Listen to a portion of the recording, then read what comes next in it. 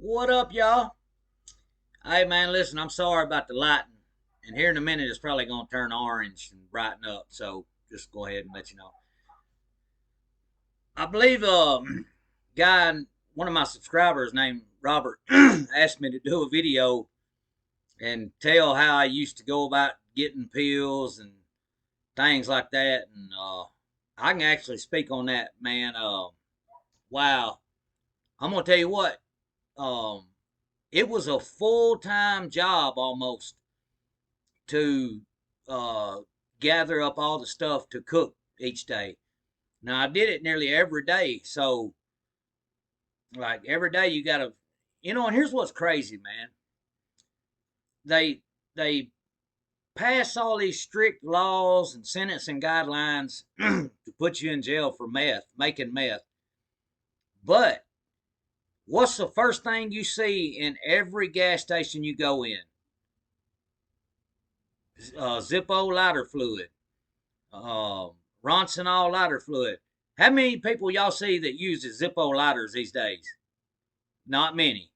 I mean, back in the day, yeah, a lot of people used them, but now people ain't gonna take the time to put flints and wicks and all that shit in there, and then keep the fluid in it. They just gonna buy a big right off the counter like I do. I mean, hell. So they, I mean, when you like, where I used to buy my lye at? Behind, I would go to this gas station. A guy would reach down underneath the counter and put up a thing of the 100% lye for like 10.99, and um, everybody in the round bought it there that cooked dough. So I mean, you can buy everything to make it with in the store, but you would think anyway. Anyway, I shouldn't even got off on that, but so what we used to do is, since I lived in New Hope, we would go to the Hampton Cove Walmart. And man, we would back. This was back 10 years ago, or whatever, or longer than that, And we would go into the electronics section, and we always, me and like a friend of mine and stuff. We all, like, I still do. I always wear in the summertime. I always wear um camo shorts with pockets on the sides, or khaki shorts with pocket. The cargo shorts. And then in the winter, I wear cargo jeans, with the pockets on the side. So, man, we would go in Walmart and go to the electronics and get like iPad covers, iPhone covers, the Otter boxes. And back then, man, you could get 10 or 12 of them at a time. And then we would leave out the automotive section, and then we would get a girl that was with us to go back in and exchange them, and they would put all that money on a card, so we could get everything we needed to make it with off of the card. And then the only thing that we had to pay cash for was the pills and or the cold pills and just our gas. You know what I mean? So, yeah, that and then I had a girl that would take these huge purses into Walmart, and she would steal Coleman lantern fuel. She would steal them down 12 packs of lithium batteries that for me. And she would just bring me the stuff, and I would just give her some dope, and she would leave. And like I had people that called me all the time because they knew that I had stuff on deck. Because I knew that some days, like, imagine this. Imagine you dope sick. You got a box of pills or 3 boxes of pills or whatever, but you can't get no batteries. You know what I mean? You got everything to do it with, and you can't find no batteries, and the stores are closed, and you calling everybody you know, and nobody's got none. So I was a little bit smarter than the average bear. Like, I kept stuff put up. Like, I made sure that if, like, I had extra put aside enough to do 2 cooks at all times, but I would still buy stuff to do a fresh one with. That way I always knew that at least I could get by. If something happened, I could do too, and I just didn't tell nobody. Um, and then like man, just being honest. It's not any kind of racist or nothing. I'll explain it. So, to get pills, you had to find somebody to buy them for you. Well, I figured out real quick, like I would sit in parking lots and I would wait on people to come out of like pharmacies and Walmarts and stuff. And I would just try to look at them and gauge off of what they look like in their vehicle and things like that, tattoos or whatever, if they might be cool enough to do it. Well, I would go and find these, I started off, I would see these white people, and I would go up to them and ask them, and I'd be like, look, if you'll go in there, here's the money for the box of Sudafed, and then when you come out with it, like you keep the change off of that, and then I'm gonna also give you another $40. Well, the damn white people will be like, well, what are you gonna do with the pills after I buy them for you? So I changed my game up. I started going to the Kroger over on Oakwood, and I would find black people. And let me tell you something. Them black folks, they didn't ask no questions. They didn't give a damn what I was going to do with that. As long as I was giving them that $40, that's all that mattered. No questions asked.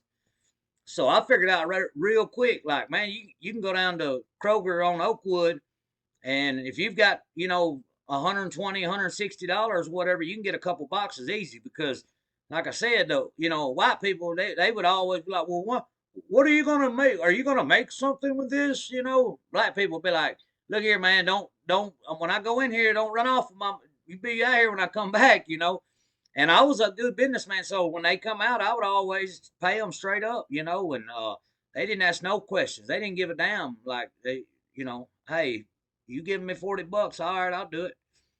And so that was how one way I got my pills and stuff. And then, like I said, you always had somebody that would call, and at the time the deal was like if you were a cook and somebody had a box of pills and you cooked it off, you give them a half a gram of it.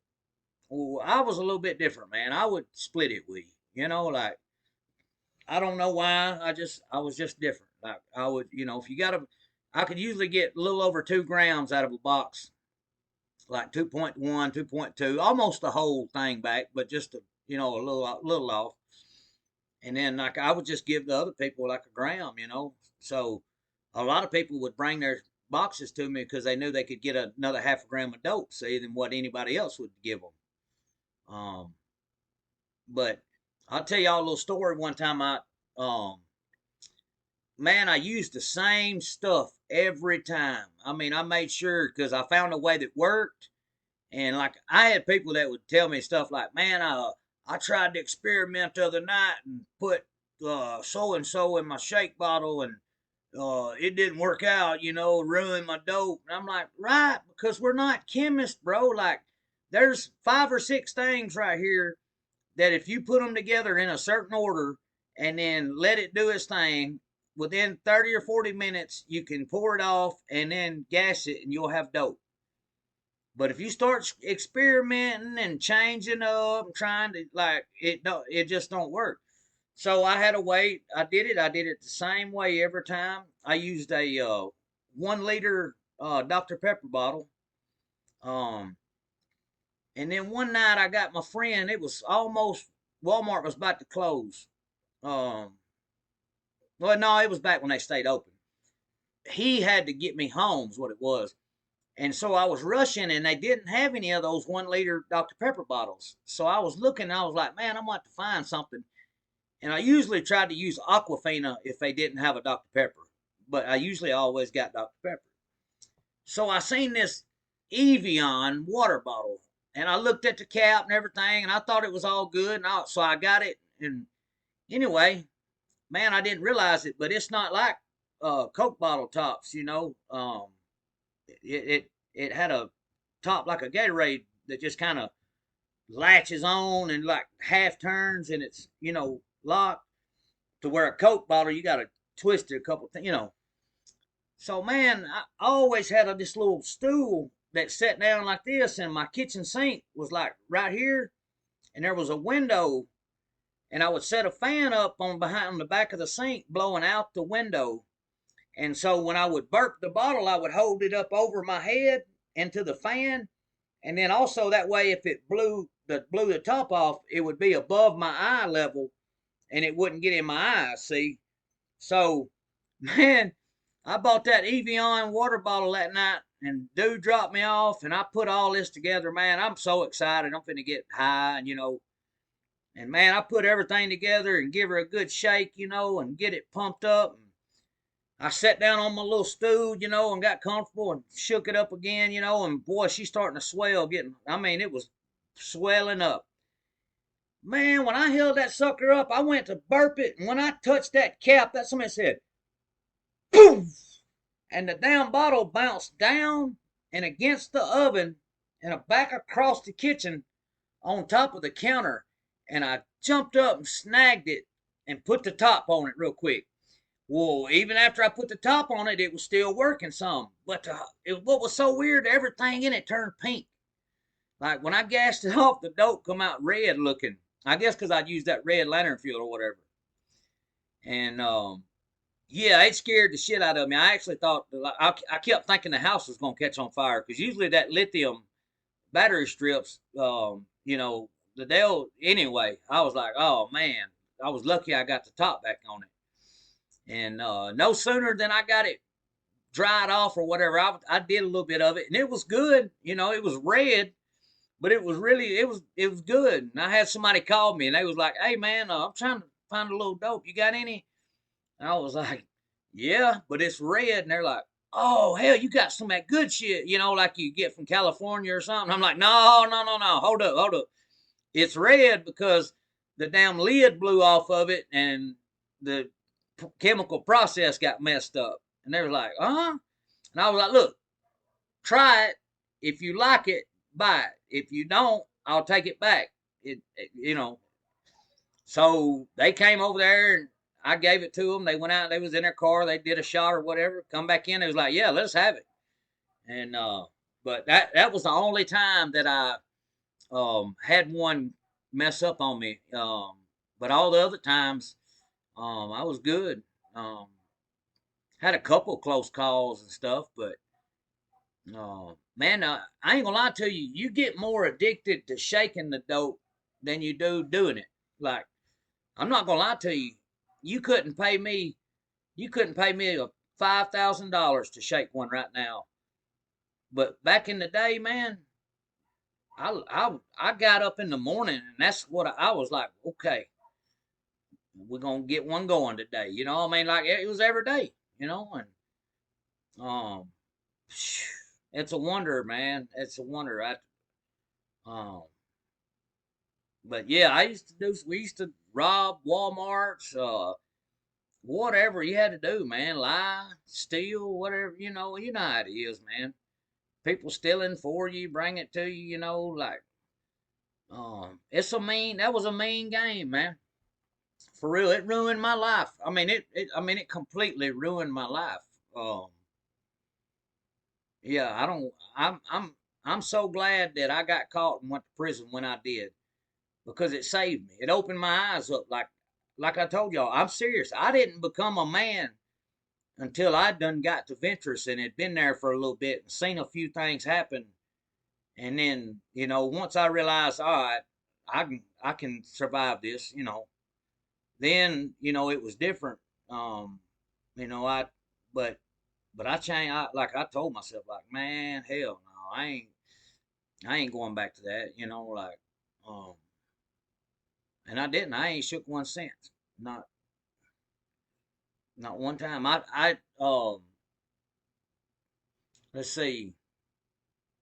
Well, the last time I shook one was when they came to serve a warrant on me. Like I said, they had a warrant on me, and they come to serve it, and we was right in the middle of shaking one off, and that was the last one I ever shook. Man, we was almost done with it too, and man, we had to go to jail, dope sick. God, dog. If it had been another 10 minutes, man, we would have got it done, and we'd been able to get us a shot of dope, and at least we'd have went to jail not sick. But anyway, like I said, that was the best thing that happened to me. And man, you can get everything you need to make dope, but between Walmart or Lowe's or I mean, hell, like I said, the gas stations around here sold uh fuel, lye, uh the some of them had man, I remember we used to go in bathrooms that had first aid kits, and we'd steal every cold pack out of them because it had ammonia nitrate in them. A lot of people didn't know that, and then a lot of them cold packs had urea in them, and people would put that urea in there, they wouldn't read the cold pack. They would just automatically assume that it's ammonia nitrate, and instead of reading at the bottom where it says either urea or ammonia nitrate, they wouldn't read it. They'd dump that urea in there, and it wouldn't activate. It wouldn't even because man, I used to dump my ammonia nitrate in first and my lye in last, and by the time I could set that funnel down and put the top on it, that she was already bubbling. Like, I mean, I had a dude show me that, because I was always putting the lye in first and then the nitrate. But this dude showed me one time. He was like, "Look, man, do like 50 a lye and like or 60 a lye and like 40, 45 of ammonia nitrate, and then you know put your lye in last, and it when that hot hits that cold, it'll make it start bubbling." And but yeah, man, I used to, golly, it was like I said, man, it was. And then you taking a chance too, just picking somebody out of a parking lot, saying like, "Hey, will you buy me some Sudafed?" Because people ain't stupid; they know what you're doing with it. And you didn't know who you was asking. You know what I mean? Like you just had to take a chance, man, and because they passed that law to where you could only buy so many a month, and that was that throwed a wrench in everything. So, but man, thankfully everything worked out, and I got through that. Uh, got through prison. It changed me, and them days is behind me. They behind me. There's a lot of other people that ain't put them that still ain't put them behind them yet. But yeah, me myself, I don't let all that shit go. I ain't worried about none of it. It's in the past. Ain't nothing I can do about it. So I made my peace with everything. But yeah, and I was the same way with pain pills, man. Like that was a hustle too. You had to get up every day and try to figure out how you gonna get them, so you ain't gonna be sick. I mean, that was a damn man. The opiate thing, man. It was a constant robbing Peter to pay Paul deal. Writing bad checks, stealing checks, man. Like I'm embarrassed to even say some of the shit I've done, man. Um, that shit'll take you all the way down through there, and I mean seriously. And then you end up in prison. I mean that's the bottom line basically, you know. And then man, I worry about people, not just you know I worry about all young people in general because look here, when I was 17 or 18, if somebody said they had some blue Xanaxes, you didn't have to question nothing. You bought them and took them because they was real. If somebody said they had a Lortab or a Percocet or whatever back then, you bought it and you took it because it was real. Man, from what I read off of the internet, everything they make fake Xanaxes now, uh fake Roxy codones, anything that can be made, they can make it fake now, and then they put fentanyl and shit in it. For what reason? Why would y'all put? I mean, like, why would they put freaking fentanyl in like a Xanax? Like, I mean, that's why these people die. They think they're taking a damn nerve pill, not realizing it's fake, loaded with fentanyl, and then they take it, and then they die. Like it's crazy, man. Um, like I said, heroin and fentanyl was just getting around to where the circles I was running in right before I went to prison. And that's why I say that the timing saved me, because had I not went to prison when I did, man, I would have been all into that heroin, because I tried it one time and I really really liked it. Um, but yeah, thankfully, man, I think everything works for a reason, you know. So, but yeah, it that man, hustling them pills and hustling pain pills, man, it takes a toll on you, man, because you tell so many lies that you got to remember them, you know, and it's just, you know, I mean, it's just a mean game. That's all I can say. You know, it's just raw and unfiltered. I mean, you'll do whatever you got to do to get them, especially pain pills. And instead of being sick, shit, man, I've, I've done stuff, man. I've sold stuff for a quarter of its value, you know, just to go and get something so I could get high, you know. But anyway, that's